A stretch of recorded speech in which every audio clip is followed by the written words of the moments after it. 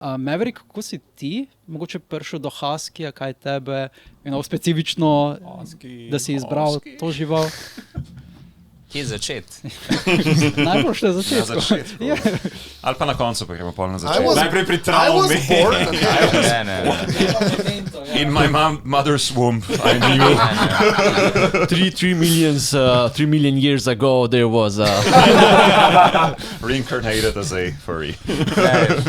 Jaz načeloma, sem itak hotel zmaja, ker sem beg sakra za zmaje. Na koncu sem se pač odločil, nisem bil siguran, kako bi sploh se lotil tega delati, pa sem rekel, grem neki bolj simpel začeti, kar je na koncu prišel Husky ven.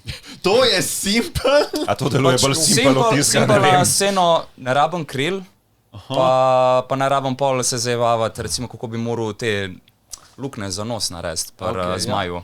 Pa nisem bil še siguran, kako, takrat pa sem rekel, kako je flamethrower dati noter. To pa je že malo too much. Ja, kako izolirati, ogenj od kožuha. Fursuit Sarah Firehazard.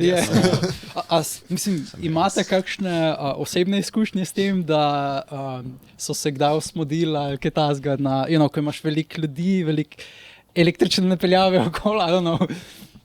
Se je kdaj zgodilo to?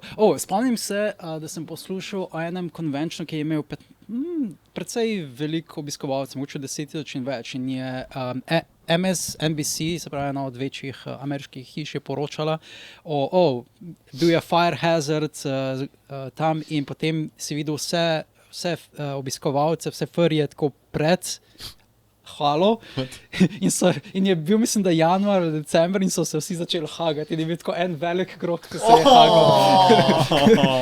To gre pa pač mrzlo, če si v sutu, je lažje.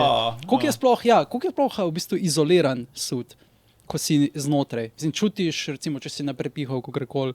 Ali čutiš toplino oziroma ljubezen? Verjetno hitro postane vroče, sploh v kakšnih zaprtih konvencijah. Če si v prostoru zaprt, itak vroče je. Sauna. Če si pa v zoni na vetru, je pa po domač rečeno majka.